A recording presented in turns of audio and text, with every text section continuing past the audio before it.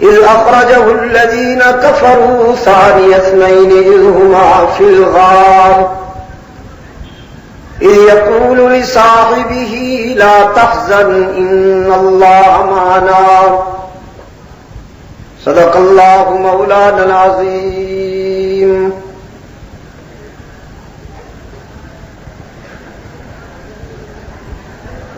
صدر اجلاس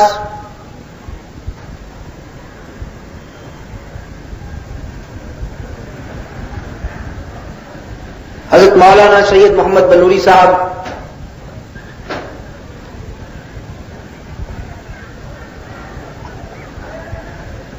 ہمارے محترم خطیب پاکستان حاجی محمد یعقوب ہریانی صاحب، مولانا عبد الرحمن رحمانی صاحب و دیگر علماء کرام، محترم بزرگوں اور عزیز دوستوں، یہ پروگرام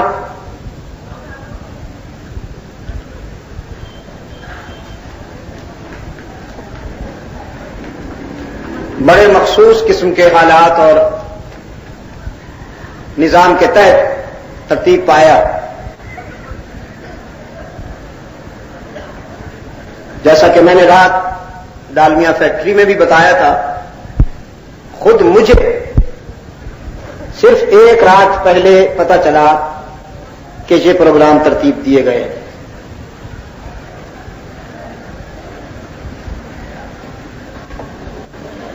تو کسی اور تک یہ اطلاع بر وقت کیسے پہنچے؟ پھر اشتہارات جو پہلے لگائے گئے ان میں یہاں کا جلسہ کل تھا، آج کا جلسہ ڈالمیا ہونا تھا،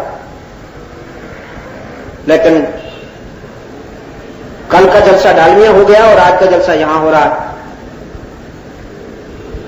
جس سے لوگوں میں ایک طرح کی کنفیوژن کا پیدا ہونا فطری امر. پھر سردی کی مخصوص لہر، یہ تمام باتیں اپنا اثر دکھا رہی ہیں. تاہم یہ غنیمت ہے کہ گزشتہ 2 سالوں سے یہ مقام جہاں ہم اور آپ جمع ہیں ترس رہا ہے قرآن و حدیث کی باتیں سننے کے لیے. یہ جگہ کسی طرح کناتیں لگائی جاتی رہی اور پولیس آ کر انہیں اکھاڑتی رہی. محرم الحرام میں جس قسم کی رکاوٹیں سامنے آتی رہیں وہ آپ کو یاد ہوں گی. غنیمت ہے کہ اس مقام پر ہم کچھ کہنے اور سننے کے لیے آج جمع تو ہوئے. خدا کرے کہ یہ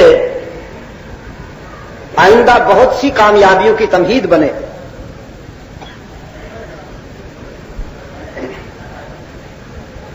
اور ذمہ دار حضرات دوست اور دشمن کو پہچان سکیں.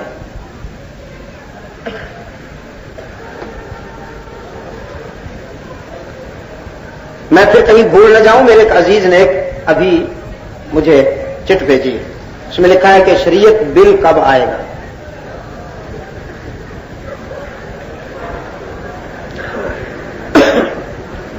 شریعت بل اس وقت آئے گا جب شریعت پر عمل کرنے والے اقتدار پر آئیں گے.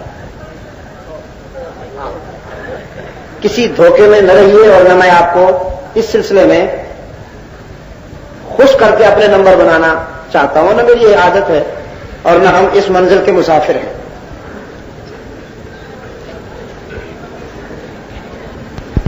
کیکر سے کبھی آم کا پھل نہیں ملتا. ویسے آپ کی مرضی، آپ توقعات بھی لگائیے، آپ حسن ظن بھی کیجیے، آپ دعائیں بھی مانگیے رو رو کے کہ یا اللہ کیکر کے درخت پہ انتہائی میٹھے اور پکے ہوئے آم عطا فرما. مانگتے جائیے دعائیں. اللہ تعالیٰ کے لیے یہ بات مشکل نہیں ہے، وہ سب کچھ کر سکتا ہے.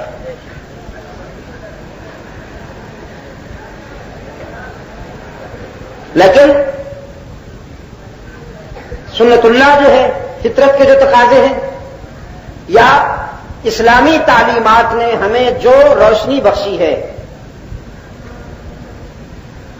اس کے پیش نظر یہ آپ کی سادہ لوحی ہو سکتی ہے. سادہ لوحی.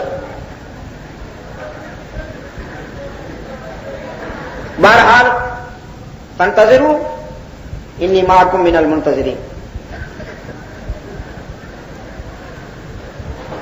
میں نے رات بھی کہا تھا، کوشش یہ ہو رہی ہے کہ ایک ایسا بل لایا جائے جو متفقہ ہو، سب کے لیے قابل قبول ہو، جو قیامت تک نہیں ہو سکتا.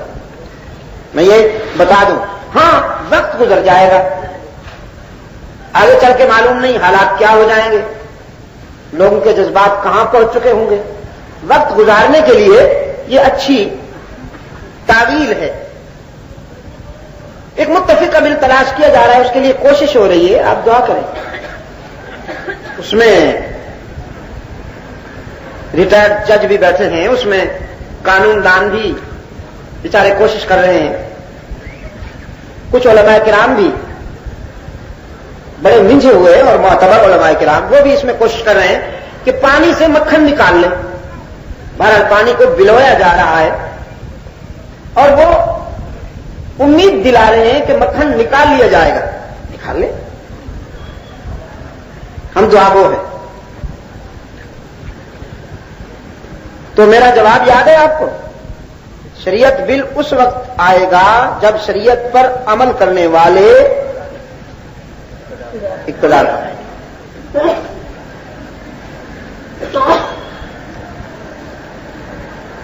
لیکن آج کی یہ ملاقات صبر و رضا کے پیکر، حلم و وفا کے حمالہ، گنجینہ رسالت کے گوہر یکتا،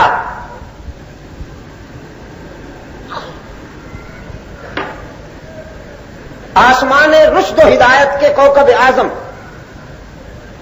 سیدنا ابو بکر صدیق رضی اللہ تعالی عنہ کی سیرت و کردار سے متعلق. میں مانتا ہوں کراچی کے مزاج سے بہت زیادہ ہے سردی، لیکن اتنی بھی زیادہ نہیں کہ آپ بالکل برف کی مانند ٹھنڈے ہو جائیں. موضوع کی حرارت کا تقاضا ہے کہ اگر میں کوئی بات پوچھ لوں تو جواب میں زندگی محسوس کروں.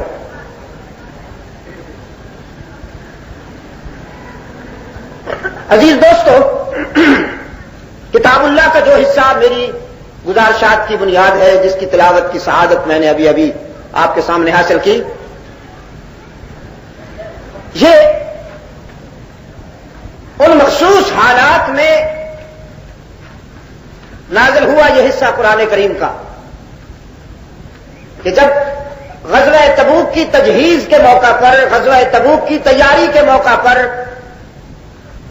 منافقین نے مجاہدین کی حوصلہ شکنی کے لیے یہ تاثر پھیلانا چاہا کہ یہ جنگ کا موقع نہیں ہے. اس وقت موسم بہت گرم ہے، دشمن بڑا طاقتور ہے، سپر پاور تھی مقابلے میں. رومی کیسر تھا، ہرقل، جو اس وقت کا روس سمجھ لیجیے. جیسے آج کل کی دنیا کو امریکہ اور روس کا سامنا ہے، اس وقت کے یہ دو شیطان تھے، ایرانی کسرا اور رومی کیسر، جو پوری انسانیت کا استحصال کر رہے تھے. تو یہ رومی قوت تھی جس نے مسلمانوں کو چیلنج کیا، وارننگ دی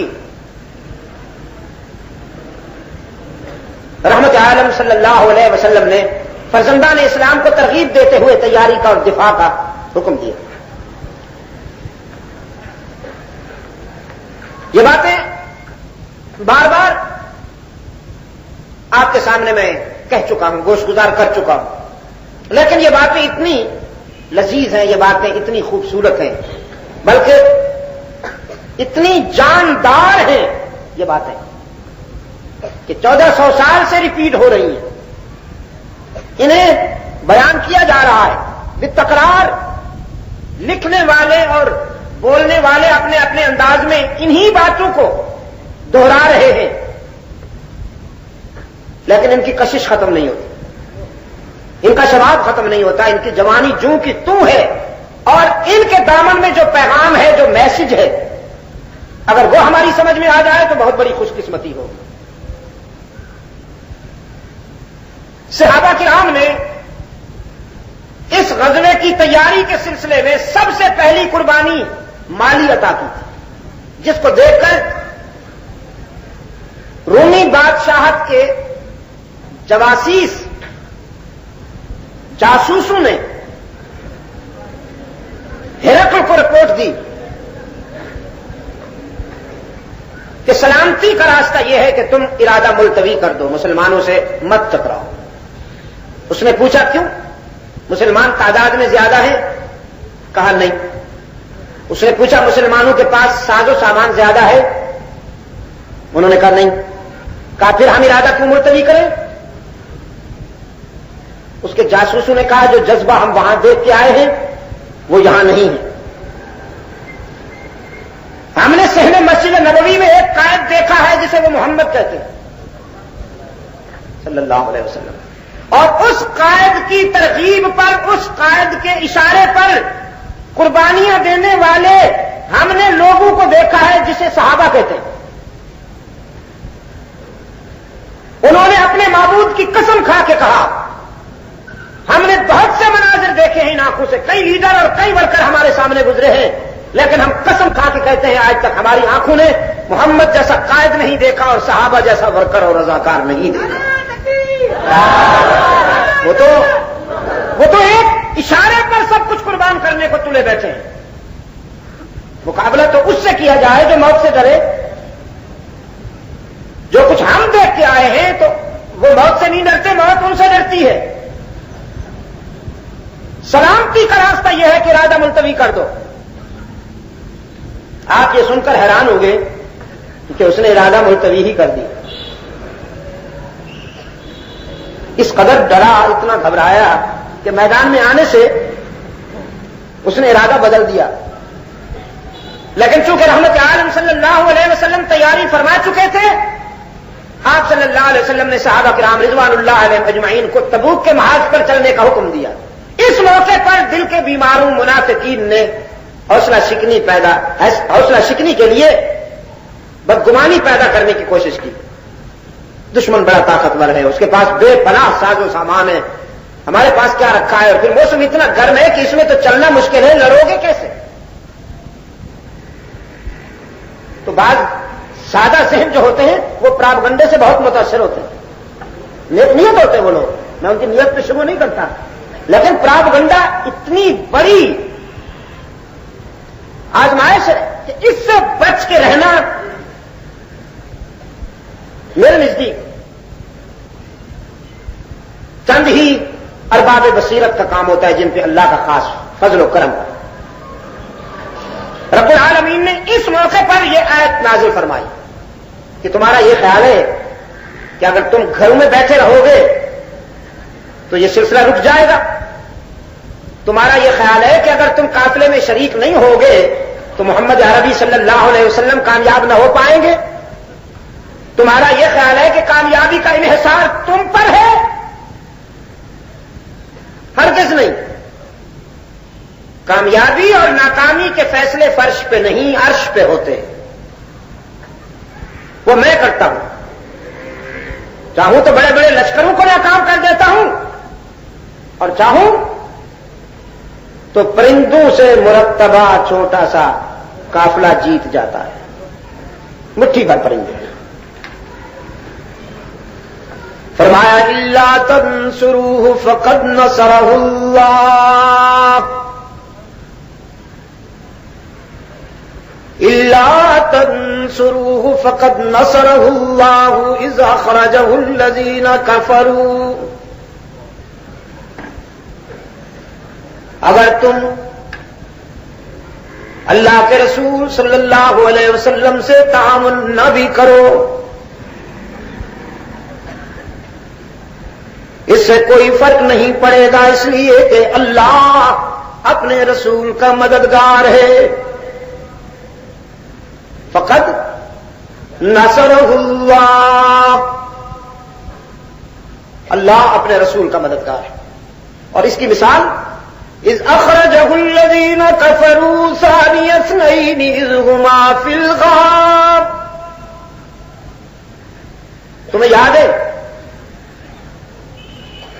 جب دنیا بھر کی طاغوتی قوتوں نے چاہا کہ وہ اللہ کے محبوب کو نقصان پہنچائیں، رب العالمین نے فرمایا میں نے اپنے محبوب کو رفاقت عطا کی، میں نے اپنے محبوب کی مدد کی، اور اس مدد کی عملی صورت یہ تھی کہ عرش پہ میں نگران تھا، فرش پہ ابو بکر کو میں نے رسول اللہ کا سپاہی بنا دیا، محمد عربی صلی اللہ علیہ وسلم کا رضاکار بنا دیا، صرف ابو بکر، وہ تنہا اور اکیلا، لیکن اس تنہا سے رب العالمین نے اتنا کام لے لیا کہ ان گنت افراد پر مشتمل لشکر بھی وہ کام نہ کر سکتا جو تنہا ابو بکر کی رفاقت نے کر دیا۔ اذ ہما فی الغار، یہ غار کی خلوتوں کو خاص طور پر اللہ نے ذکر کیا، حالانکہ ہجرت کا سفر تو شروع ہوتا ہے خانوادہ رسالت سے، رحمت عالم صلی اللہ علیہ وسلم کے سعادت قدا سے،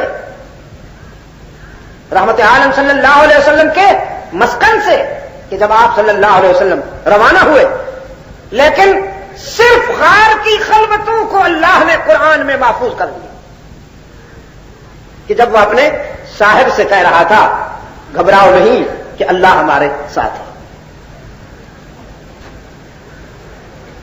شاید میں نے پہلے بھی کسی موقع پر کہا ہو، قرآن کریم میں 2 مقام پر پیغمبر نے جو اپنے ہم نشینوں سے باتیں کی ہیں، قرآن کریم جب اس کا تذکرہ کرتا ہے تو صاحب کا لفظ آتا ہے 2 مقام پر۔ ایک غار ثور جب رحمت عالم صلی اللہ علیہ وسلم نے اپنے یار غار سے باتیں کی، اور ایک مصر کی جیل جب سیدنا یوسف علی نبینا علیہ تسلیم نے 2 نوجوانوں سے باتیں کی۔ یہ 2 نوجوان سیدنا یوسف علیہ السلام کے ساتھ جیل کے رفیق تھے، دونوں شاہی دربار کے کارندے، ایک ساقی تھا شاہی میخانے کا جسے آپ ویٹر کہہ لیجیے، بیرا کہہ لیجیے، اور دوسرا کک، کھانا پکانے والا باورچی۔ دونوں پر الزام لگا تھا کہ انہوں نے بادشاہ سلامت کو مارنے کے لیے کھانے میں زہر ملایا ہے یا جام میں زہر ملایا ہے۔ بڑا سنگین الزام تھا۔ یہ اس الزام کے تحت جیل میں آئے، اور سیدنا یوسف تو اللہ سے مانگ کر جیل میں آئے۔ انہوں نے اللہ سے جیل مانگی تھی۔ جب مصر کی بے لگام نسوانیت سیدنا یوسف علی نبینا علیہ تسلیم کی آبرو آبگینہ عصمت کو مجروح کرنے کی سازشیں کر رہی تھی، تو یوسف علیہ السلام نے حق تعالی سے جیل مانگی۔ فرمایا ربی السجن احب الی مما يدعوننی الیہ رب السجن احب الی مما يدعوننی الیہ اے میرے رب جس راستے پر یہ بیگمات مجھے لے جانا چاہتی ہے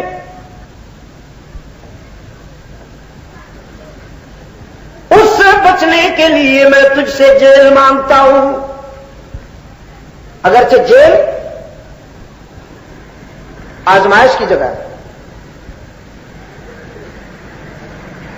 لیکن کردار بڑی چیز ہوتا ہے عزیز دوستو بالخصوص عزیز نوجوانوں جن کا خون مشکوک نہ ہو ان سے پوچھئے کہ کردار کی کیا قیمت ہوتی ہے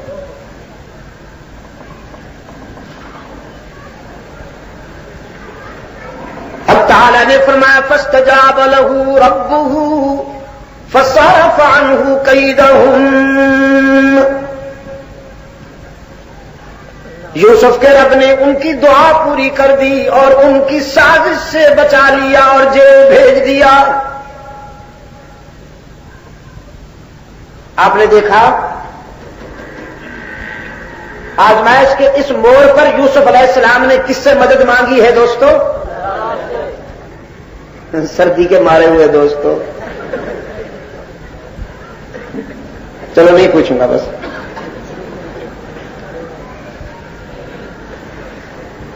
آزمائش کی اس گھڑی میں یوسف علیہ السلام نے کس سے مدد مانگی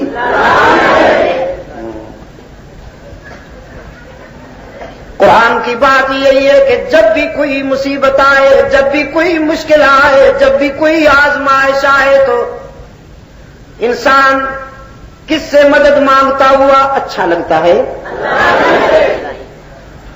اللہ ہی سے مدد مانگتا ہوا انسان اچھا لگتا ہے اب تعالی نے فرمایا ودخل معه السجن فتيان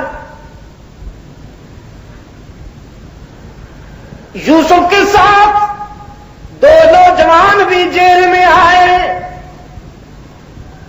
قال احدهما انی ارانی آصر خمرا وقال الآخر انی ارانی احمل فوق رأسی خبزا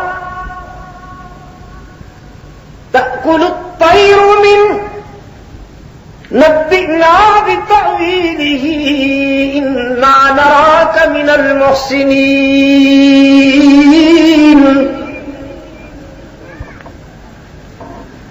دونوں نوجوانوں نے سیدنا یوسف کے سامنے اپنے خواب رکھے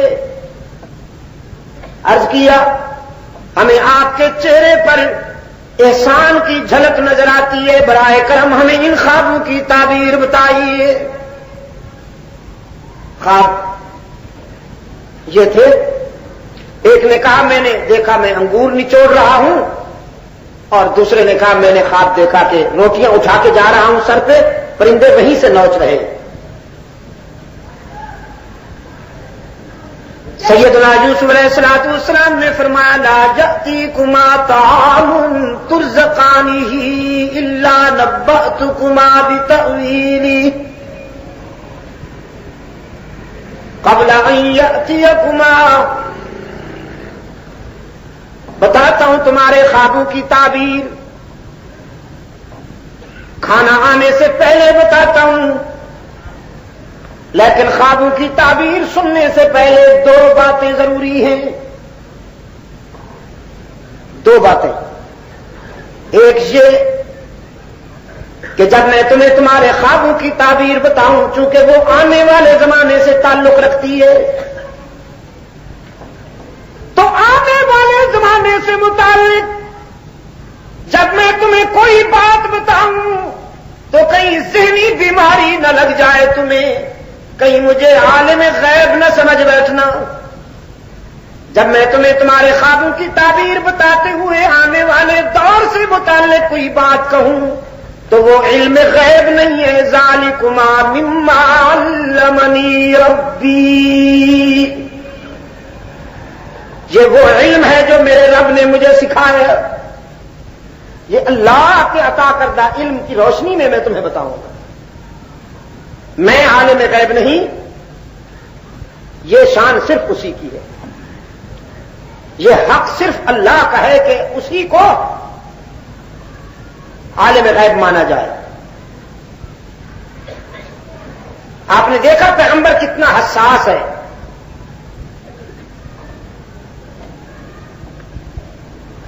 اس دور کے تو مہربان اتفاق سے اگر کوئی پیشین گوئی ایسی کر دے کہ صحیح ثابت ہو جائے تو پھر کہتے ہیں جی ہم نے راتوں کی تنہائیوں میں یوں تو نہیں نا ماتھا رگڑا، یہ نص قطعی ہے. کل کی باتیں اللہ کے سوا کوئی نہیں جانتا، یہ نص قطعی ہے، قانون کی بات ہے. قرآن کریم نے تاکید کے ساتھ یہ حقیقت واضح کر دی کہ کل کی باتیں کون جانتا ہے؟ جزاکم اللہ. کل کی باتیں کون جانتا ہے؟ الحمدللہ. سردی جا رہی ہے.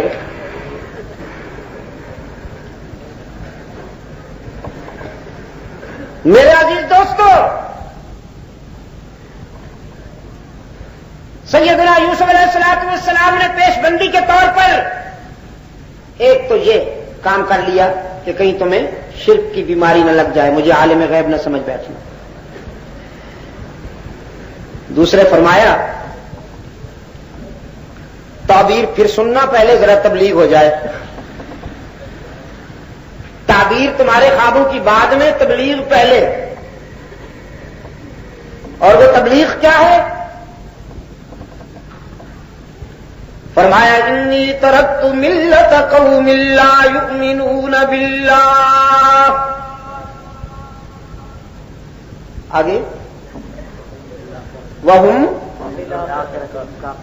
انی ترکت ملت قوم لا یؤمنون باللہ وہم بالآخرۃ ہم کافرون. دیکھیے نا انداز، دیکھیے پیغمبر کا. خطیب پاکستان صاحب پتھر اٹھا کے پھینک مارنا اور کسی کے جذبات کا خیال نہ کرنا، ہاں جی. اور ہم نے اس کا نام رکھا ہے حق گوئی. یہ کیوں کہا پیغمبر نے انی ترکت ملت قوم لا یؤمنون باللہ وہم بالآخرۃ ہم کافرون؟ حالانکہ علاج تو ان کا کر رہے ہیں، جو دو سامنے بیٹھے ہیں ان کا علاج کر رہے ہیں. لیکن فرمایا جیل سے باہر جو میں قوم چھوڑ کے آیا ہوں نا، یہ بیماری ان کو لگی ہوئی ہے کہ جس طرح اللہ کو ماننا چاہیے وہ اس طرح نہیں مانتے اور آخرت کا انکار کرتے ہیں. مطلب یہ کہ کہیں ان کو احساس کمتری نہ ہو جائے، ان کی عزت نفس مجروح نہ ہو. دیکھو نا جی، اگر کسی کو گہری بیماری ہو تو ڈاکٹر اس کو بتاتا نہیں، اس کے پیرنٹس کو بتاتا ہے، اس کے رشتہ داروں کو، عزیزوں کو بتاتا ہے کہ اس کو کینسر ہے. اس سے مت ذکر کرنا ورنہ یہ مرنے سے پہلے مر جائے گا. مرنے سے پہلے مر جائے گا، مجھے کینسر ہے، اور وہی بس. یار یہ تو ہٹا دے. نوجوان ہو کر کینسر کے مریض کو اگر بتا دیا جائے کہ تجھے تو کینسر ہے تو وہ بیچارہ تو وہیں ڈھیر ہو جائے گا نا. اچھا ڈاکٹر ہمیشہ کوشش کرتا ہے کہ میرے پیشنٹ کا، میرے مریض کا دل نہ ٹوٹے، یہ ذرا حوصلے میں رہے. تو پیغمبر نے فرمایا کہ میں باہر اس قسم کے بیمار چھوڑ کے آیا ہوں، تمہیں نہیں کہہ رہا. باہر کی بات ہو رہی ہے، جیل کی دیواروں سے باہر. یا صاحب السجن، ہاں کیا کہا جی؟ نہیں، پہلے کیا کہا؟ انی ترکت ملت قوم لا یؤمنون باللہ وَهُمْ بِالْآخِرَةِ هُمْ كَافِرُونَ وَاتَّبَعْتُ مِلَّةَ آبَائِي إِبْرَاهِيمَ وَإِسْحَاقَ وَيَعْقُوبَ. اپنا تعارف بھی کرا دیا. ایک تو وہ ہے نا کہ لا یؤمنون باللہ وهم بالآخرة هم کافرون، لیکن اپنے متعلق فرمایا واتبعت ملت آبائی ابراہیم واسحاق ویعقوب. میں تو ابراہیم، اسحاق اور یعقوب کے نقش قدم پہ چلنے والا ہوں. میں ان کی اتباع کرنے والا ہوں. ما کان لنا ان نشرک باللہ من شیء، ہم نے اسے مناسب نہ سمجھا. ہمارے نزدیک یہ راہ وفاد نہیں کہ ہم اللہ کے ساتھ کسی اور کو شریک بنائیں، اس کے حقوق میں، اس کی مخلوق میں سے کسی کو شامل کریں. یہ بات ہمیں موزوں نظر نہ آئی. یہ کوئی مناسب بات ہے کہ ہم اللہ کے ساتھ اس کے بندوں کو شریک بنائیں؟ پھر یہ بھی بتا دیں ذالک من فضل اللہ علینا، یہ جو ہمیں عقیدہ ملا ہے یہ بھی اسی کا کرم ہے. کیوں جی؟ رزق حلال جس کو میسر آئے یہ کس کے کرم سے آتا ہے؟ اللہ کے کرم سے. اور رزق کا تعلق کس سے ہے؟ معدے سے. یہ پیٹ کی چیز ہے، تو پیٹ کی چیز تو اللہ کے فضل سے ملتی ہے. ایمان کی دولت، صحت مند عقائد، یہ تو اس سے کہیں زیادہ بڑی دولت ہے. یہ بھی اسی کو ملتی ہے جس پہ اللہ کا فضل ہو جائے. صحت مند عقائد، بہتر عقائد اسی کو میسر آتے ہیں جس پر اللہ کا فضل و کرم ہو جائے. یہ اس کا احسان ہے وہ جس دل میں شرک سے نفرت پیدا کر دے اور توحید سے محبت پیدا کر دے، بدعات سے نفرت پیدا کر دے اور سنتوں سے محبت پیدا کر دے. یہ اللہ کے فضل و کرم کے بغیر نہیں ہو سکتا. نعرہ تکبیر، نعرہ صدیق اکبر، ذالک من فضل اللہ علینا. یہ ہم پر اللہ کا کرم ہے کہ اس نے ہمیں عقیدہ توحید پر استقامت عطا فرمائی. اس نے ہمیں فکر و نظر کی وہ روشنی عطا فرمائی ہے کہ ہم شرک سے نفرت کرتے ہیں اور توحید سے محبت کرتے ہیں. اگر اس کا فضل و کرم نہ ہوتا تو یہ کبھی نہ ہو سکتا. ذالک من فضل اللہ علینا. سچی بات یہ ہے وعلی الناس، لوگوں پر بھی اسی کا کرم ہے کہ انہیں بات سمجھ میں آ جائے. ولکن اکثر الناس لا یشکرون، لیکن اس کا کیا علاج ہے کہ اکثر لوگ شکر نہیں کرتے، بے شکرے ہوتے ہیں، ناشکرے ہوتے ہیں. یہ تمہید ہے. اب ان کو بے قراری لگی ہوئی ہے کہ باتیں تو اچھی ہیں لیکن وہ ہمارے خوابوں کی تعبیر کا کیا ہوا ہے. وہ اصل میں کسی بھوکے سے پوچھا گیا تھا نا کہ 5 اور 5 کتنے بنتے ہیں. جواب تو تھا نا 10، لیکن اس نے کہا 10 روٹیاں. تو پوچھنے والے نے کہا میں نے روٹیوں کی بات تو نہیں کی تھی، میں نے تو عدد پوچھا تھا کہ 5 اور 5 کتنے بنتے ہیں. تو نے 10 کہنا تھا، 10 روٹیاں کیوں کہا؟ اس نے کہا 10 تمہاری ضرورت ہے اور روٹیاں میری ضرورت ہے. اب انہیں اپنی تعبیر کا فکر لگا ہوا ہے کہ یہ ہمیں خوابوں کی تعبیر بتائیں. اور یوسف علیہ السلام کو یہ ذوق ہے کہ چونکہ اس وقت یہ غرض مند ہیں، انہیں ضرورت پڑی ہوئی ہے مجھ سے، یہ موقع ہے کہ میں ان کے دل کی گہرائیوں میں اللہ کی توحید اتار دوں. انسان کی فطرت ہے، انسانی نفسیات کی روشنی میں آپ دیکھیں گے کہ جب انسان کسی سے ضرورت مند بن کے جاتا ہے تو اس کی ہر بات توجہ سے سنتا ہے، چاہے الٹی سیدھی ہی کیوں نہ ہو. جی اب مثلا میں حاجی صاحب کی خدمت میں جاتا ہوں، جی مجھے کچھ ضرورت ہے، حاجی صاحب سے میں نے کچھ لینا ہے، اور حاجی صاحب مجھ سے کہتے ہیں شاہ صاحب یہ آپ نے ٹوپی کیسی پہن رکھی، کچھ اچھی نہیں لگ رہی. تو میں کہوں گا جی ہاں بس ایسی پہن لی ہے بہرحال، پھر بدل دوں گا. اور حاجی صاحب کہیں یہ آپ نے کچھ براؤن کلر کے اس پر کپڑوں پر آپ نے شیروانی بھی اوپر مڑ دی ہے، کم از کم سلوار تو سفید، پاجامہ تو سفید پہن لینا تھا، یہ آپ نے براؤن کپڑوں پہ شیروانی بھی پہن لی ہے. تو میں کہوں گا جی ہاں بس وہ پہن لی ہے، آئندہ ایسا نہیں کروں گا نا جی، کیونکہ ضرورت ہے نا، میں غرض لے کے گیا ہوں. یہ چاہے تو مجھے آدھا گھنٹہ بٹھائیں، چاہے تو مجھے 1.5 گھنٹہ بٹھائیں، چاہے تو پورا دن بٹھائیں، مجھے ضرورت جو ہے. اور اگر مجھے ضرورت نہ ہو اور یہ کہیں چاچا بھی آپ کی ٹوپی کچھ موضوع نہیں ہے، تو پھر میں یہ جواب دوں گا کہ موضوع ہے کہ نہیں ہے. میری ٹوپی موضوع نہیں ہے یا آپ کی موضوع نہیں ہے تو پھر میں بتاؤں گا نا. اور یہ بلائیں گے شاہ صاحب ذرا بات سنیے، اور میں کہوں گا جی میں نے ذرا جلدی دیکھیے جی میرے پاس ٹائم نہیں ہے، میں نے وعدہ دے رکھا.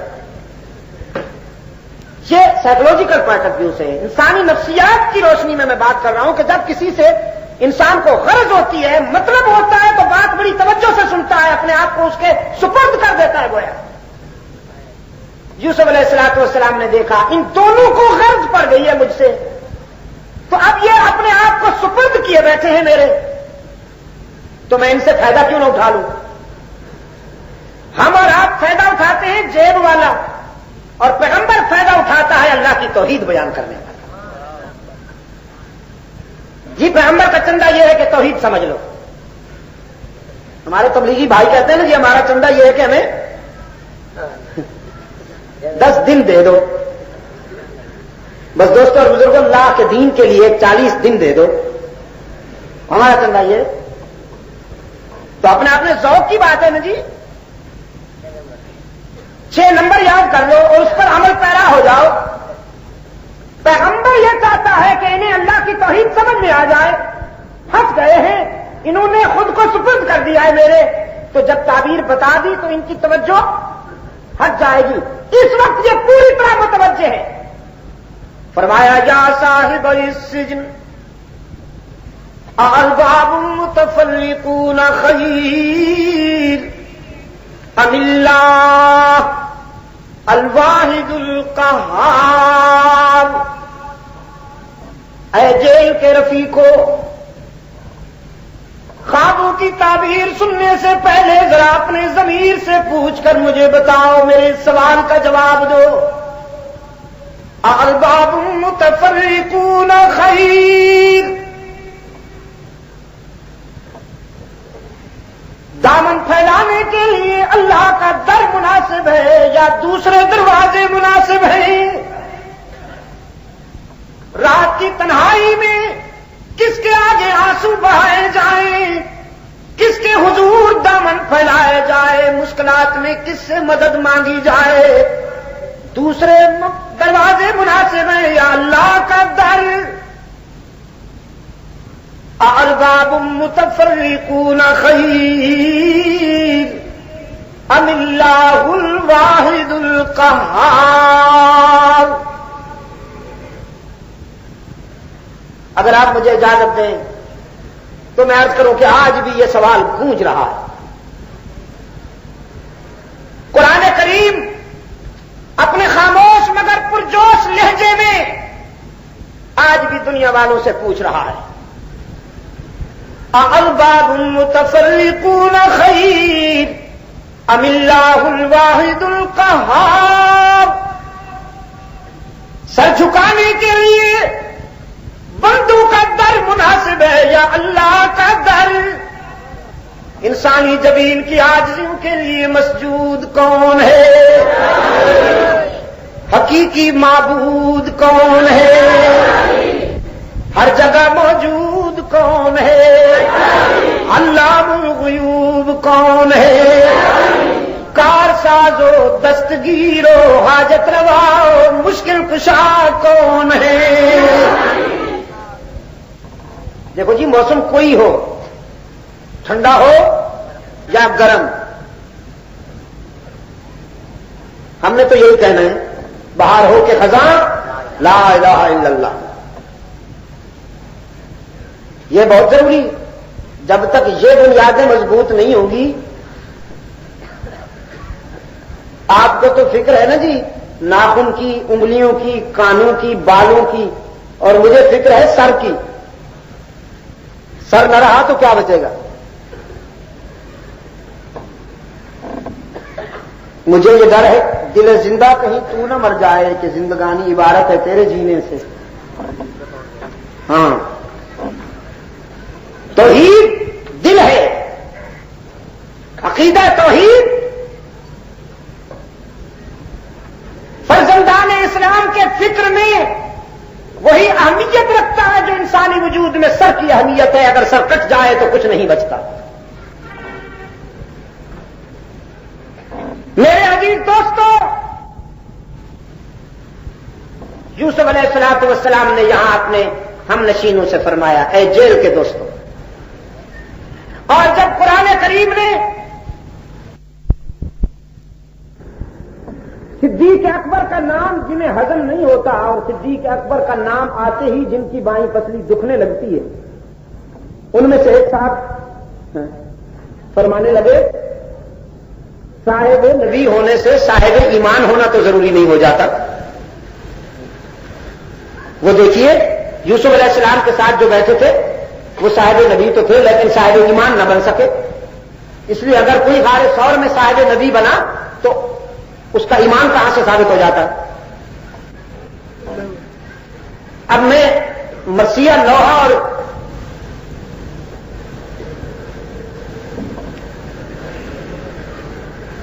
پیشہ ور راوی کی بیمار روایتوں پر گزارا کرنے والے ان بد نصیبوں کو کیسے سمجھاؤں کہ جو حضرت یوسف علیہ السلام کے ساتھ بیٹھے تھے وہ صاحب نبی نہیں تھے۔ قرآن نے صاحب سجن کہتا ہے۔ ان کی رفاقت جیل سے منسوب ہے، نبی سے نہیں۔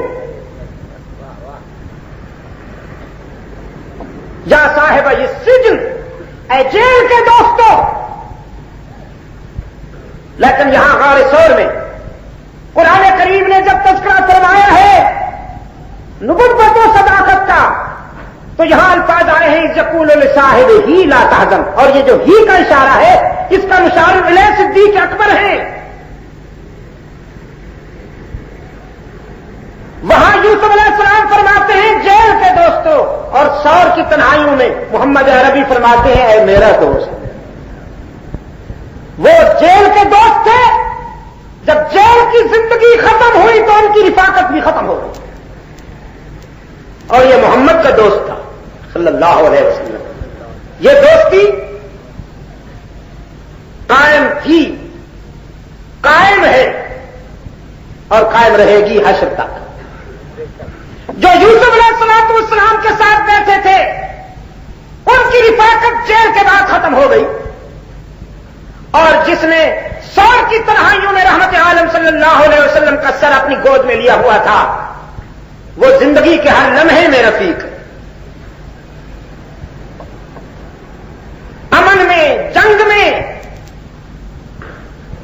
مدینہ کے بازار میں یا میدان کارزار میں، آج مزار میں بھی رفیق ہے۔ اور رحمت عالم صلی اللہ علیہ وسلم نے ایک مرتبہ صدیق و عمر دونوں کے ہاتھ پکڑ کے اونچا کر کے دیکھنے والوں کو دعوت نظارت دی اور فرمایا ہکذا نحشر یوم القیامہ، ہم حشر میں اسی طرح اٹھائے جائیں گے۔ ولو کرہ المنافقون۔ پھر ایک صاحب لکھتے بھی ہیں کہتے بھی ہیں کہ جو غار میں رو رہا تھا وہ امین رسالت کیسے ہو سکتا ہے، امین نبوت کیسے ہو سکتا ہے؟ اس کی تو ہچکی بندی ہوئی تھی، وہ تو سانپ کو دیکھ کر چیخ رہا تھا۔ جبھی تو رسول اکرم صلی اللہ علیہ وسلم کو کہنا پڑا کہ لا تحزن، گھبراؤ نہیں، اللہ ہمارے ساتھ ہے۔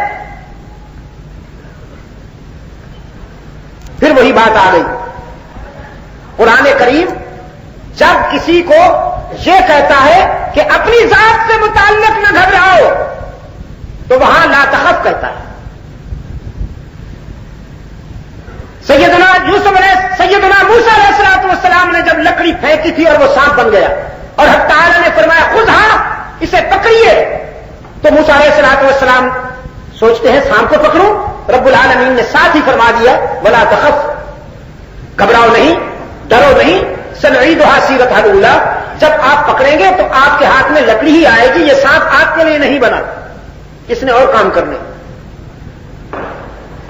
موسیٰ کو جب حق تعالی نے فرمایا کہ اپنے لخت جگر کو دریا کی موجوں کے سپرد کر دو, تو سوچنے لگی اگر بچے کو دریا میں پھینکوں تو 2 جرم ہوں گے, ایک میں قاتلہ کہلاؤں گی کہ اپنے بچے کو دریا میں پھینک دیا, اور دوسرا میرے بچے کی جان چلی جائے گی.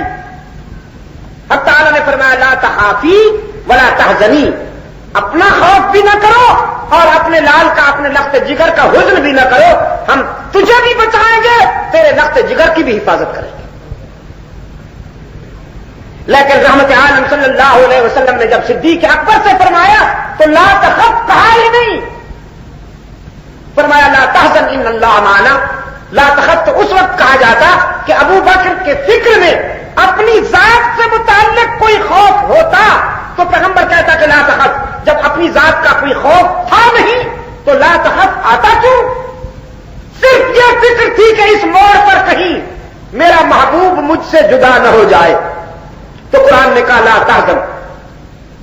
یہ فکر کرنے کی کوئی ضرورت نہیں کہ اللہ نے یہ اتصال کیا ہے, اللہ نے یہ تعلق قائم کیا ہے, یہ کبھی نہیں ٹوٹ سکتا.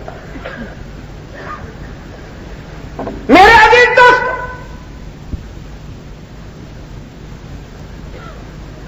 قرآن کریم میں ایک مقام پر ارشاد ہوا محمد الرسول اللہ والذین معہ اشداء علی الکفار رحماء بینہم تراہم رکعا سجدا یبتغون فضلا من اللہ ورضوانا. 4 جملے آئے ہیں. فرمایا محمد الرسول اللہ, اعلان والذین معہ اشداء علی الکفار رحماء بینہم تراہم رکعا سجدا یبتغون فضلا من اللہ ورضوانا. 4 محمد اللہ کا سچا رسول ہے اور وہ جو اس کے ساتھ ہیں جنہوں نے اس کی معیت کا حق ادا کر دیا, رفاقت کا حق ادا کر دیا, جو کافروں پر سخت ہیں, آپس میں مہربان اور دوست ہیں. آپ انہیں رکوع کرتا ہوا, سجدے کرتا ہوا دیکھیں گے, وہ اللہ کے فضل کو تلاش کرنے والے ہیں. اللہ کی کروڑوں رحمتیں ہوں ہمارے اسلاف پر جنہوں نے قرآن کریم کو سمجھنے میں پوری زندگیاں لگا دی. اتنی خوبصورت تطبیق کر دی ہے انہوں نے کہ والذین معہ کا عملی مصداق صدیق اکبر بنتا ہے کہ اس نے معیت کا حق ادا کر دیا. اشداء علی الکفار کا انفرادی مفہوم اور عملی مصداق فاروق اعظم ہیں.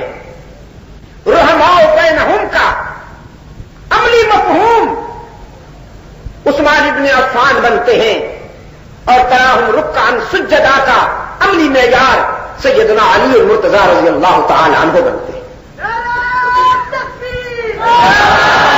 صدیق اکبر نے معیت کا حق ادا کر دیا, فاروق اعظم نے کفر پر شدت کا معیار قائم کر دیا, عثمان ابن عفان نے ترحم اور نرمی کا حق ادا کر دیا, جمال مصطفی کا مظہر ثابت ہوا, اور علی المرتضی پر تو خود سجدے ناز کرتے. علی المرتضی رضی اللہ تعالی عنہ پر تو خود سجدے ناز کرتے. میرے عزیز دوستوں, یہ ہے فضائل کی بات. قریب 12 بجانے کے قریب آ گئی, اور میرا ہدف یہ تھا کہ ہم 12 سے آگے نہیں جائیں گے.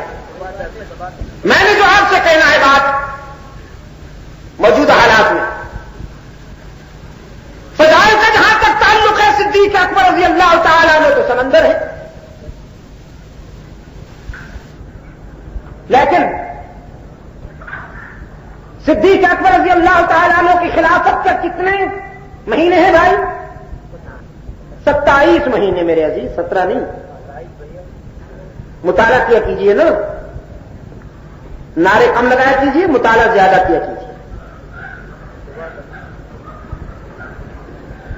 27 مہینے ہیں صدیق اکبر رضی اللہ تعالیٰ عنہ کی خلافت کے۔ فاروق اعظم کی خلافت کے کتنا عرصہ ہے جی؟ 10 سال۔ سیدنا عثمان رضی اللہ تعالیٰ عنہ کی خلافت کا کتنا عرصہ ہے؟ تقریباً 12 سال میرے عزیز، 12 سال۔ اور سیدنا علی المرتضیٰ رضی اللہ تعالیٰ عنہ تقریباً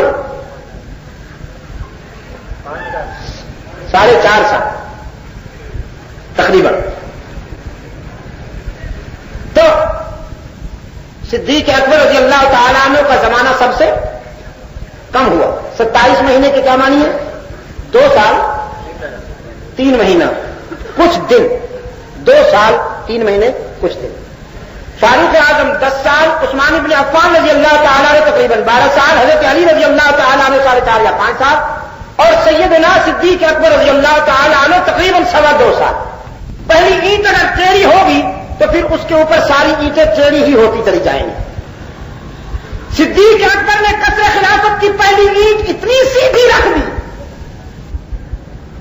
کہ علامہ ابن تیمیہ رحمۃ اللہ تعالیٰ علیہ امام اہل سنت ہیں، محسن اہل سنت ہیں، وہ فرماتے ہیں فاروق اعظم کے دور کی فتوحات، عثمان ابن عفان رضی اللہ تعالیٰ عنہ کے دور خلافت کی فتوحات، ان سب کا کریڈٹ صدیق اکبر کو جاتا ہے، اس لیے کہ انہوں نے اطاعت رسول کا حق ادا کرتے ہوئے جس کے نام پر برسر اقتدار آنے والوں کو اگر یہ آواز پہنچے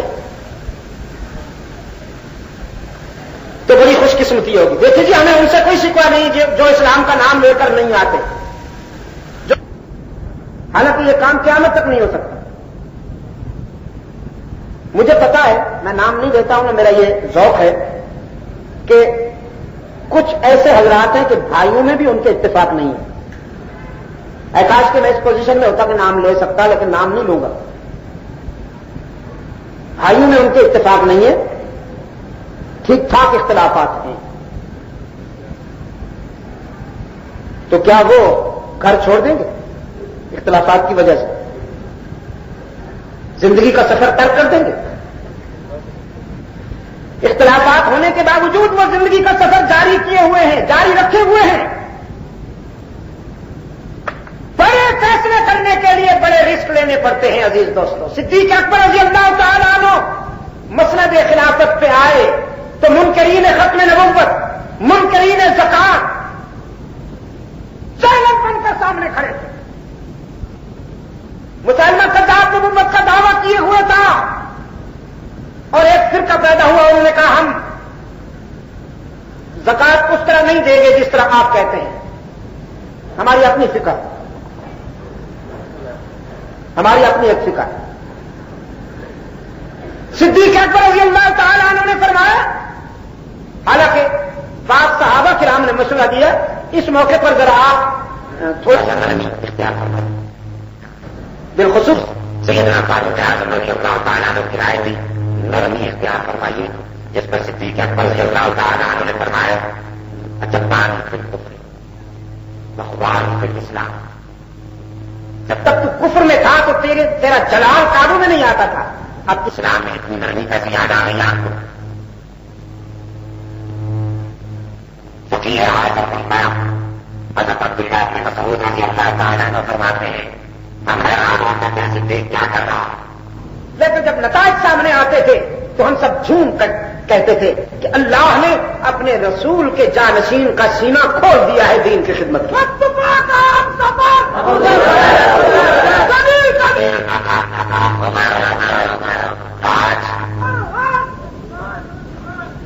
یہ ٹھنڈے ہوئے بیٹھے ہیں میرے عزیز، مجھے بھی ان کے حال پہ رحم آتا ہے، آپ بھی۔ آج کے جلسے میں انہیں کچھ نہ چاہیے، کراچی اتنی ٹھنڈی میرا خیال میں بہت کم ہوتی ہے جتنی اس مرتبہ ہو گئی۔ میں یاد کر رہا ہوں آپ کی خدمت میں کہ اگر کوئی زکات دینے سے انکار کرتا ہے امت کے جمہوری فیصلے سے ٹکراتا ہے، فقہ کے جس اسلوب پر اجماع امت ہے اگر وہ اس سے ٹکراتا ہے تو پھر اس کو یہ حق نہیں دیا جا سکتا کہ وہ بے شک زکات نہ دے، بلکہ اس کے لیے صدیق اکبر رضی اللہ تعالی عنہ کا کردار معیار ہے۔ انہوں نے فرمایا زکات کی مد میں جو شخص اونٹ کی رسی دیتا تھا اگر کسی نے وہ رسی بھی روکی تو میری تلوار سے نہیں بچ سکے گا۔ لوگوں نے کہا کیوں؟ فرمایا ينقص الدین وانا حج، دین میں نقب لگائی جائے، لوگ دین کو ناقص کریں اور ابو بکر زندہ رہے، یہ کبھی نہیں ہو سکے گا۔ جب تک میں زندہ ہوں دین میں کمی بیشی نہیں ہونے دوں گا۔ اس کا نتیجہ یہ نکلا تھا کہ کسی کو جرأت نہ ہو سکی کہ وہ زکات روک سکے۔ اور ہمارے یہاں جنہوں نے سب سے زیادہ اسلام کا نام لیا، سب سے زیادہ نمازیں پڑھ کے دکھائیں، کون کو؟ ان کے دور میں یہ فتنہ منظم ہوا، مستحکم ہوا، مضبوط ہوا کہ ایک فرقے کو زکات سے مستثنا قرار دے دیا گیا، اور آثار قیامت دیکھیے، ظلم دیکھیے کہ وہ لے سکتے ہیں زکات، دے نہیں سکتے۔ جی لینے کے لیے حقدار ہیں، دینے سے مستثنا۔ بعض زکات کمیٹیوں کے چیئرمین وہ، اور یہ کوئی بات مبالغے کی نہیں ہے، ہزاروں کی تعداد میں ایسے بد نصیب کہ جو اہل سنت و جماعت سے تعلق رکھتے ہیں لیکن بینکوں میں زکات کی کٹوتی سے بچنے کے لیے انہوں نے اپنا نام ان میں لکھوایا، لفظیوں کہ چونکہ ہم وہ ہیں اس لیے ہم زکات سے مستثنا۔ یہ سارا ثواب جمع ہو کر حضرت کی قبر میں پہنچ رہا ہے اور ذخیرہ آخرت بن رہا ہے۔ میرے عزیز دوست،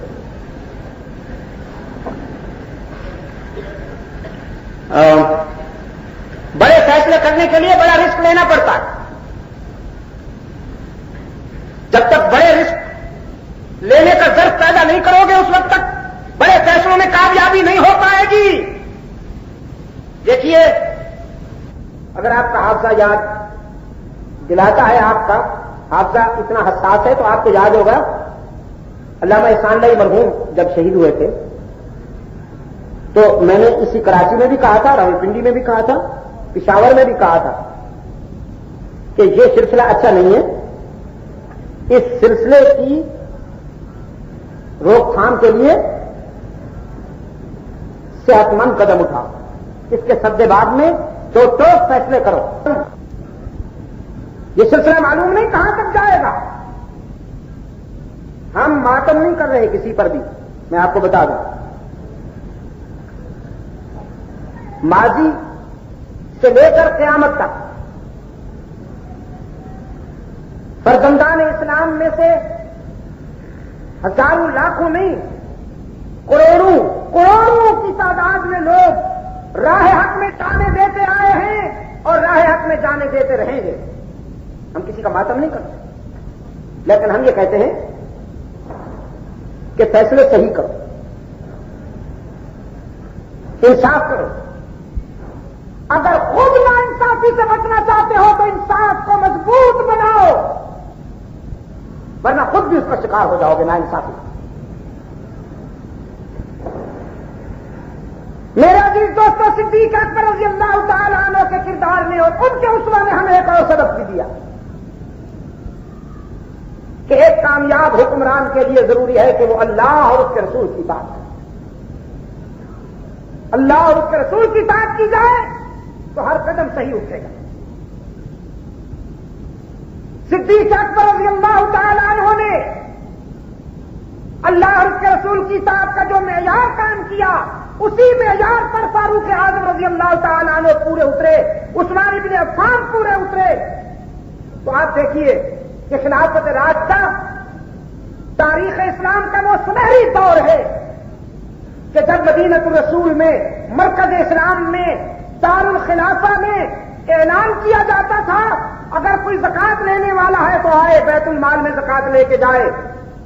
کئی لاکھ مربع میل پہ پھیلی ہوئی سلطنت اسلامیہ میں کوئی فرد زکات لینے والا نہیں ملتا تھا, ہر شخص زکات دینے والا ہو گیا.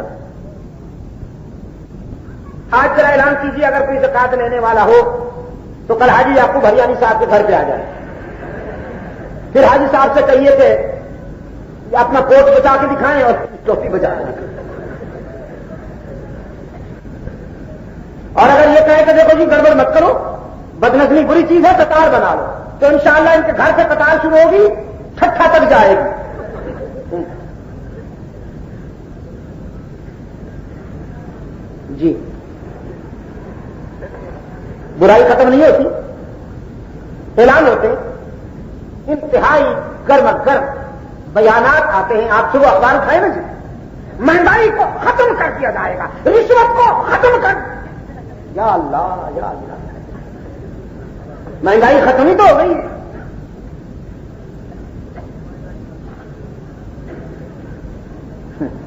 کچھ ہمارے دوست اعلان کیا کرتے تھے ہم جب آئیں گے تو غریبی نہیں رہے گی, ہم غریبوں کو ختم کر دیں گے. ان سے یہ کام نہ ہو سکا. اب یہ کام اب شروع ہوا. جس ٹیکسی والے پر کے ساتھ رابطہ قائم کرو نا جی, جس ٹیکسی والے سے اگر آپ متوجہ ہوں وہ آپ کی طرف دیکھتا بعد میں ہے, ہائے پیٹرول پہلے کہتا ہے. پیٹرول کی قیمتیں بہت بڑھ گئی ہیں جی. اور آپ صبح اخبار میں دیکھیے, اخبار میں سارے مسئلے حل ہوتے ہیں. روزانہ ہر مسئلہ حل ہو جاتا ہے اخبار کے اندر. رشوت, اقربا پروری, مہنگائی, کرپشن ہم ختم کر دیں گے. کب ختم کرو گے؟ جب قوم ختم ہو جائے گی.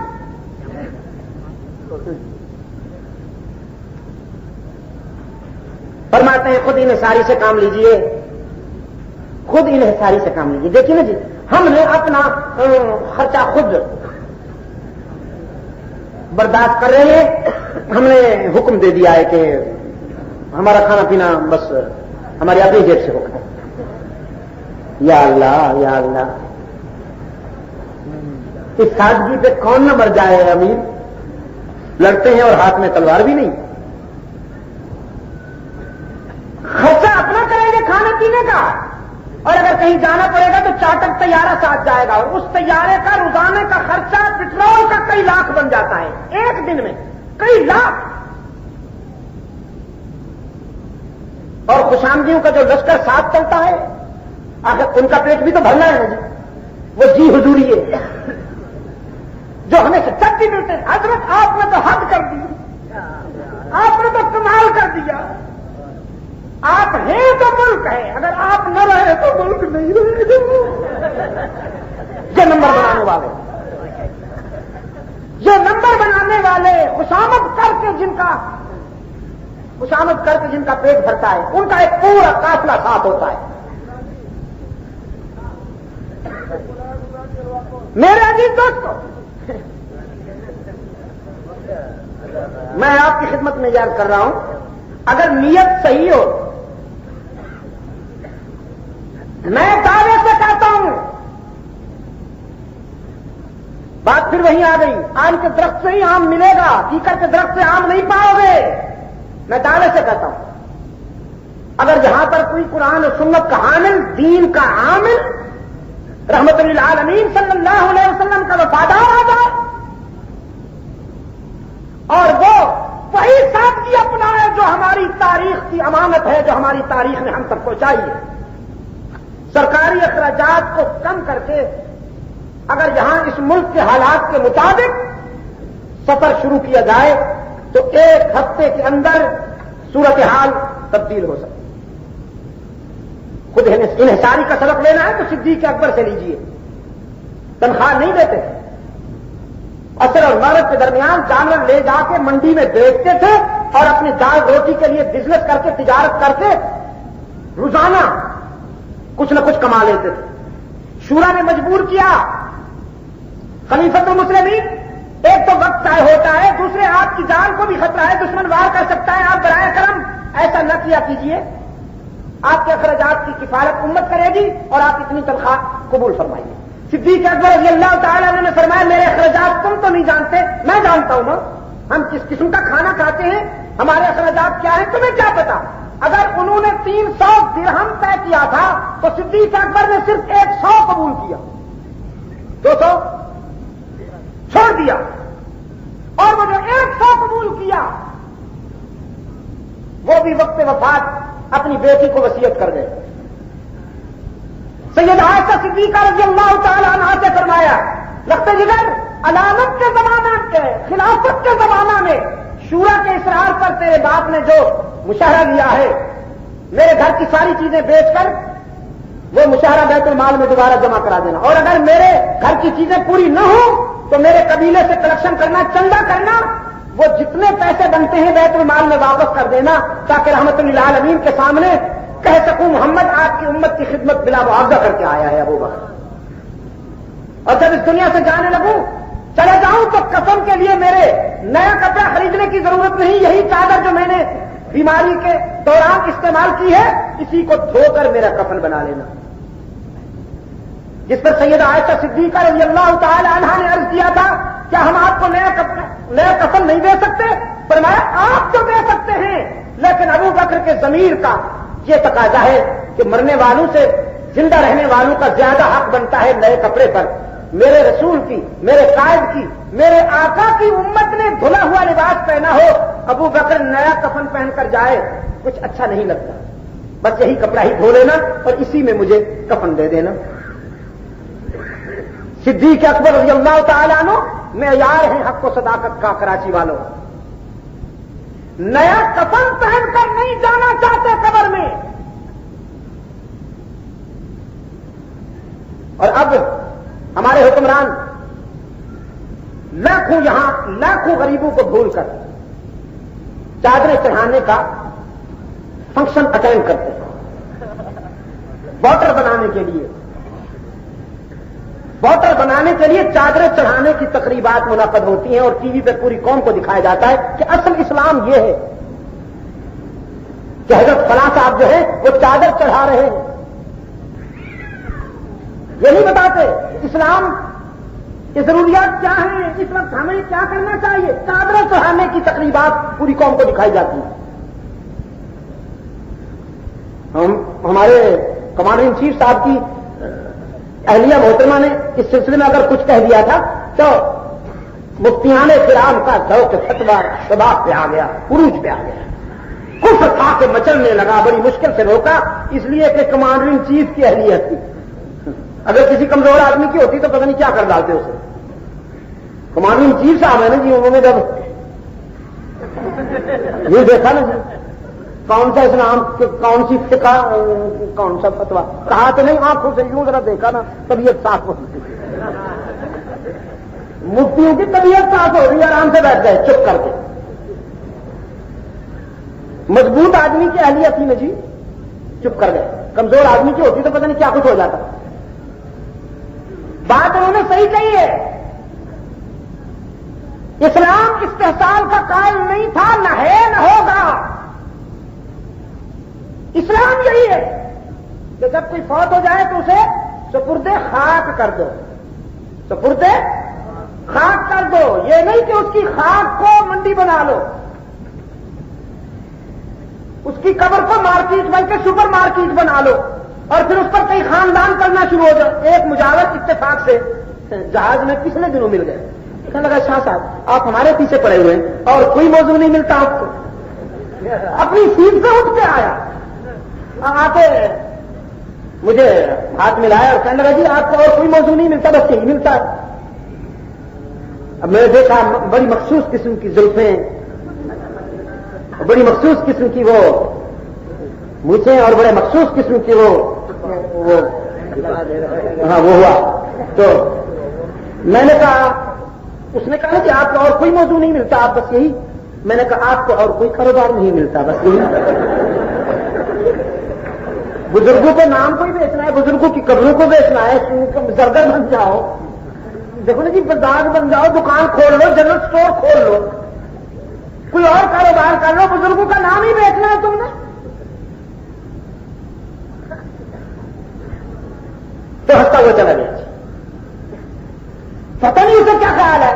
پھر اس کیا ہے کہنے لگا یہ تو خدا کا شکر ہے کہ آپ کی بات چلتی نہیں یہاں, اگر آپ کی بات مان لی جائے تو کئی لاکھ آدمی بے روزگار ہو جائیں گے, کئی لاکھ آدمی ایسے ہیں کہ جن کا روزگار وابستہ ہے ان قبروں سے. میں نے کہا چلو شکر ہے آپ نے خود مان لیا نا کہ کئی لاکھ آدمیوں کا روزگار وابستہ ہے. ہم کہتے ہیں اگر آپ کو سید عبد القادر جیلانی رحمۃ اللہ تعالی علیہ سے محبت ہے نا تو ان کی طرح تجارت کیجیے اور پوری زندگی توحید و سنت بیان کیجیے. ان کے اداکار تو ہمیں ان کے نقش قدم پر چلنے کی کوشش کرتے ہیں, اللہ سے دعا کرتے ہیں کہ اللہ ہمیں ان کے نقش قدم پر چلنے کی توفیق عطا فرمائے. صدیق اکبر رضی اللہ تعالیٰ عنہ بیسیکلی ایک بہت بڑا تاجر تھے. مسند خلافت پہ آئے تو بھی ذوق تجارت علیل نہیں ہوا. میں نے رات جالمیہ میں بھی کہی علماء کرام سے بات. صدیق اکبر کی سیرت کے کچھ پہلو تو وہ ہیں جو انتظامیہ سے تعلق رکھتے ہیں, میں ان کی خدمت میں عرض کر رہا ہوں, لیکن کچھ پہلو ایسے ہیں جو مجھ سے تعلق رکھتے ہیں, جو آپ سے تعلق رکھتے ہیں, اور وہ یہ ہے کہ قوم کے سامنے محتاج نہ بنیے. یہ جو مسجد کمیٹی کا چیئرمین آپ کے سامنے ہٹلر بنا ہوا ہے جی, مسجد کمیٹی کا جو صدر صاحب ہے وہ ماشاءاللہ مستقل ہلاکو بنا ہوا ہے امام صاحب کے لیے. کیوں؟ اس لیے کہ اس کو پتا ہے یہ ہمارا تنخواہ دار ہے.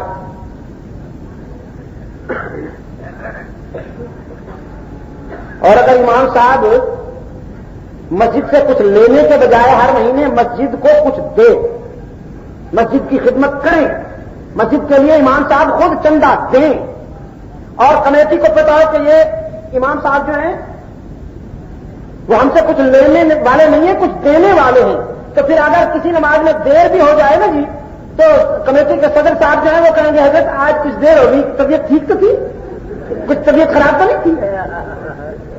اب کیا کہتے ہیں مولوی صاحب ہم کوئی نکمے ہیں کہ بیٹھے رہے آپ کے انتظار میں, تنخواہ کس بات کی لیتے ہیں, سوتے رہتے ہیں سارا دن, عادت ہو گئی آپ کو دیر سے آنے کی. اور اگر اسے پتہ چل جائے کہ یہ ہم سے لیتا کچھ نہیں تو وہ طبیعت تو ٹھیک تھی, اگر آپ دیر سے تشریف لائے ہیں خرید تو. اور یہ جو آپ جمعہ کی خطبے میں تبرکن لے کے کھڑے ہوتے ہیں نا ڈنڈے کو, جیسے یتیم کھڑا ہوتا ہے زکات لینے کے لیے, اس ڈنڈے سے کام لیجیے.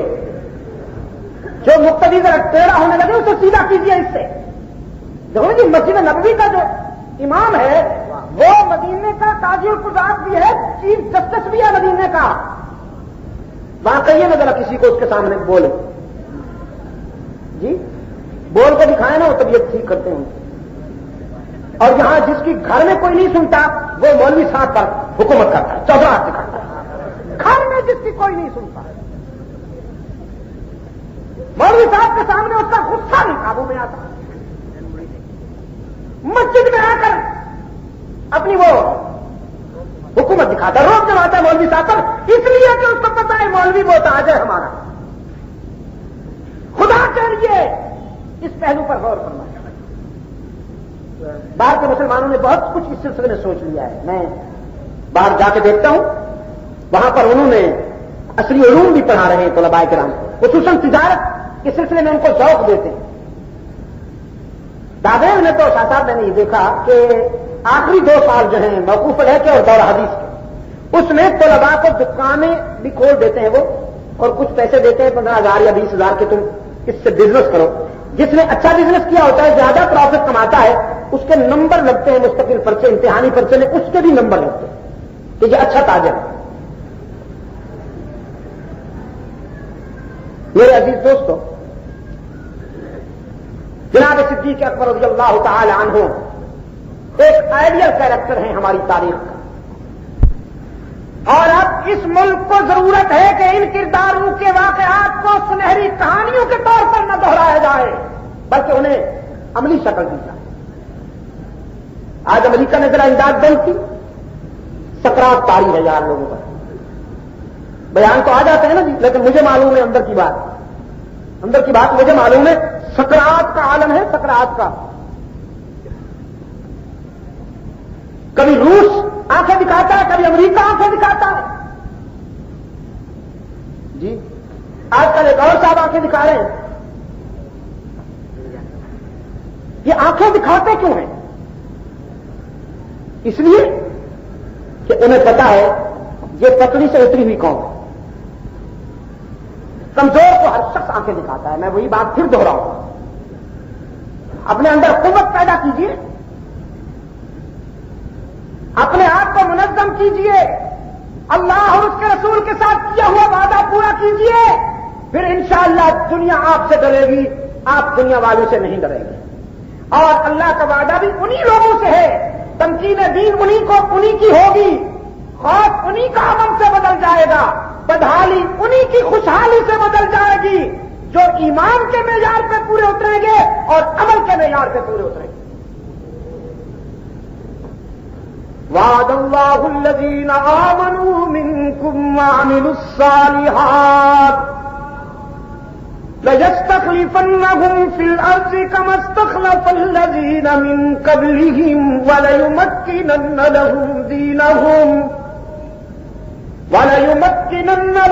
دِينَهُمْ الَّذِي ارْتَضَىٰ لَهُمْ وَلَيُبَدِّلَنَّهُمْ مِنْ بَعْدِ خَوْفِهِمْ أَمْنًا يَعْبُدُونَنِي لَا يُشْرِكُونَ بِي شَيْئًا.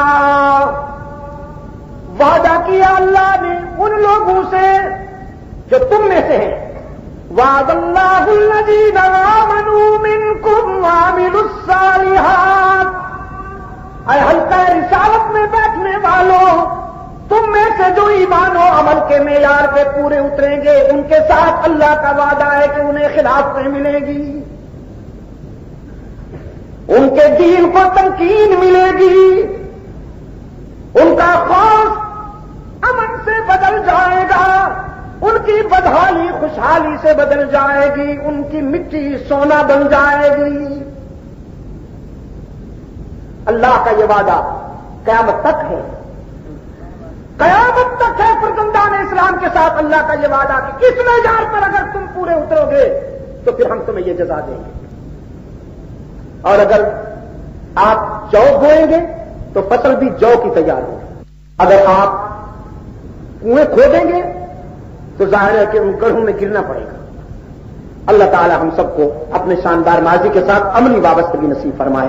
اللہم صلی علی سیدنا محمد النبی الامی وعلی آلہ واصحابہ وبارک وسلم. ربنا آتنا فی الدنیا حسنۃ وفی الآخرۃ حسنۃ وقنا عذاب النار. اے اللہ عالم اسلام کی مدد فرما. مسلمان جہاں کہیں مظلوم ہیں، مجبور ہیں، اپنے فضل و کرم سے ان کی دستگیری فرما. اے اللہ افغانستان کے مسلمانوں کی مدد فرما، فلسطین کے مسلمانوں کی مدد فرما، کشمیر کے مسلمانوں کی مدد فرما، انڈیا میں رہنے والے مسلمانوں کے جان مال ایمان آل کی حفاظت فرما. پاکستان کو قرآن و سنت پر مبنی آئین عطا فرما. دور خلافت راشدہ سے نسبت رکھنے والا عادلانہ طرز زندگی عطا فرما. تمام روحانی جسمانی بیماروں کو شفا کاملہ عطا فرما. اے اللہ جن کو تو نے اولاد نہیں دی انہیں نیک اولاد عطا فرما. کچھ دوستوں نے اس سلسلے میں خاص طور پر دعا کی درخواست کی ہے، جنہیں اے اللہ تو جانتا ہے انہیں اولاد صالح عطا فرما، اور جنہیں تو نے اولاد عطا کی ہے ان کی اولاد کو والدین کے لیے فرمانبردار بنا اور اپنے دین کا سچا خادم بنا. اے اللہ جن دوستوں کی محنتوں سے یہ پروگرام ترتیب پائے ہیں ان کی محنت کو قبول بھی کر اور آئندہ کے لیے انہیں وقت پر صحیح کام کی توفیق عطا فرما. آپ تمام دوستوں کو بھی اللہ تعالیٰ جزائے خیر عطا فرمائے جو دور دراز سے سفر کر کے یہاں تک تشریف لائے ہیں. میرے لیے بھی دعا کریں. اگر اللہ نے چاہا تو کل اس وقت انشاءاللہ میں سلہٹ میں کھڑا ہوں. اللہ تعالیٰ میری اس جدوجہد کو دیکھیے گی. میں یہ نہیں کہتا کہ ہم کوئی بہت بڑی تبدیلی لائے ہیں. بڑی تبدیلیوں کے لیے بہت بڑی قوت کی ضرورت ہے، لیکن ہم نے ایک نہج ضرور دی، ہم نے ایک فکر ضرور دیا. اللہ کے فضل و کرم کے ساتھ وہ پودا آج ہمیں پھلتا پھولتا نظر آ رہا ہے. آج پوری دنیا میں آج میں دیکھتا ہوں جی کہ پوری دنیا میں صحابہ کرام رضوان اللہ تعالی علیہ اجمعین کی عظمت کے لیے پروگرام ترتیب دیے جاتے ہیں، کانفرنسیں ترتیب دی جاتی ہیں، سیمینار ترتیب دیے جاتے ہیں. بنگلہ دیش میں اس سلسلے میں کچھ کانفرنسیں بین الاقوامی سطح پر ترتیب دی گئی ہیں، جس سے ہمارے عرب سے